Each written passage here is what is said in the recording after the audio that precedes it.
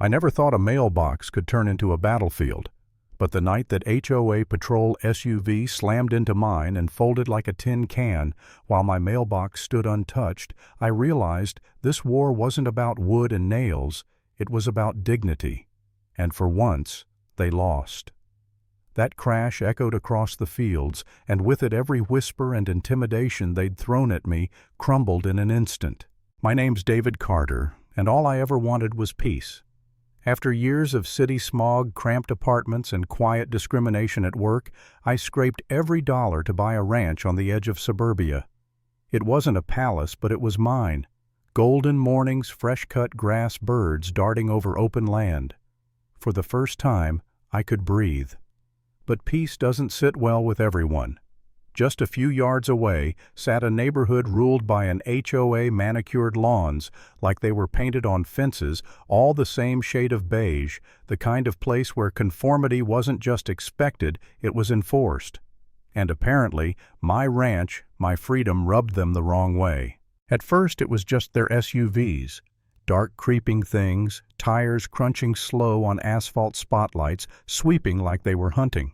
They weren't cops, but they sure acted like it, flashing lights, radios, hissing, lingering at the edge of my driveway. I told myself to ignore it, just neighborhood patrols. But then came the mailbox. The first time it happened, I brushed it off. Wood rots, accidents happen. I built it back stronger. The second time, the tire marks told the truth, deep grooves leading straight from their patrol route into my ditch. By the third, I caught one of their SUVs idling across the street while I picked up splintered wood. Those jagged pieces cut into my palms, but the real cut was inside me. It wasn't random. It was a message. That mailbox wasn't just wood and nails. It was my stake in the ground, my symbol that I belonged here. And every time they smashed it, it felt like they were saying, I didn't. The pattern was predictable.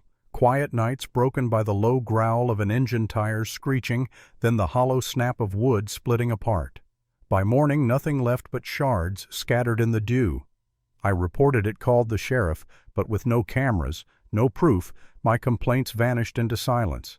The HOA denied everything smugly, hinting maybe some reckless kids were to blame. But I knew. I saw the SUVs circle like vultures, their drivers' eyes asking, "Why are you here?" And it didn't stop with the mailbox. Packages disappeared off my porch. My trash cans mysteriously tipped over garbage spread across the dirt road. Even when I worked outside, cars slowed, drivers staring long enough to remind me this wasn't cruelty, this was isolation. Pressure. A slow grind designed to make me crack. I rebuilt the mailbox again and again. 6 times 7, 8. Each one sturdier, each one destroyed. Every hammer strike was defiance, every crunch of tires a reminder of how fragile my peace really was. One brittle autumn evening, the sky streaked in red. I was fixing a section of fence when I heard it engine revving, gravel tearing the splintering crack, echoing across the fields. I sprinted to the road just in time to see headlights vanish back into the HOA streets. My fists clenched, chest tight. In the ditch lay another crushed mailbox, lifeless, mocking. And for the first time, I felt done. I sat there in the fading light staring at broken wood, and the thought hit me. Maybe I should just give up. Sell the land. Leave. Clearly I didn't belong here. Maybe I was the fool thinking I could carve out peace on the edge of their manicured kingdom. The doubt seeped in. Was I too sensitive? Was it really that bad? The silence around me said yes.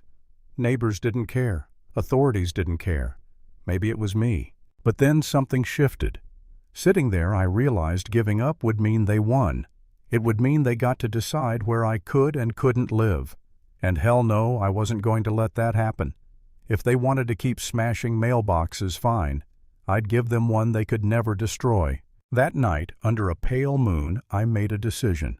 I studied every law, every regulation.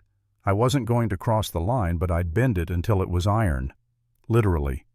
My design was simple, almost charming to the eye, painted farmhouse white like any other mailbox. But inside it was steel stone rooted deep in concrete, a fortress hiding in plain sight. To anyone passing by, it was just a mailbox.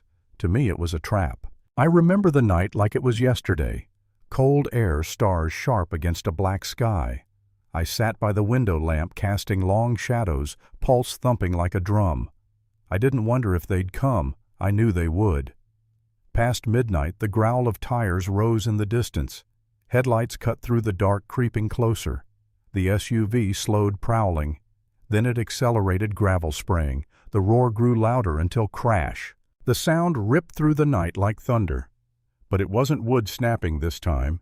It was steel groaning glass, shattering metal, twisting against concrete. The SUV folded on impact, its hood crumpled like paper airbags exploding in white clouds. And there, untouched, stood my mailbox. I pushed open the door and stepped outside, boots crunching on frosted grass. Steam hissed from the wreck. The driver stumbled out, dazed, blood dripping from his forehead, clutching his arm. For the first time, the so-called enforcer looked powerless. Porch lights flicked on one by one. Curtains shifted. Neighbors emerged, whispering, eyes wide. The HOA's quiet campaign had just been dragged into the light. When the sheriff arrived, there was no spinning this. The SUV wasn't just dented, it was totaled. And this time the evidence was undeniable. No kids to blame, no excuses to hide behind. The truth stood tall in the shape of my unbroken mailbox. It wasn't about revenge, it was survival, dignity, justice. Watching that SUV mangled against something they thought was weak, I felt something I hadn't in months: control. The crash wasn't just metal, it was intimidation, collapsing silence, breaking hate, devouring itself. The weeks after the HOA scrambled. They called it an accident, quietly suspended. Their driver tried to patch the damage. But the cracks weren't just in the SUV, they were in their image. Neighbors had seen too much. Whispers spread, suspicion grew. The guardians of order were exposed as aggressors, and the mailbox remained unmoved, a monument of defiance. I hadn't shouted. I hadn't broken the law. I'd simply stood my ground. And now the HOA's weapon intimidation was gone. Patrol cars no longer prowled past my driveway. The nights were still again, filled only with crickets and the wind. My mailbox, tall and white, stood like a sentinel guarding not just my mail, but my dignity. But let's not twist this into a fairy tale. I knew this was just one battle in a bigger war. Racism, harassment, they don't always come with slurs or fists.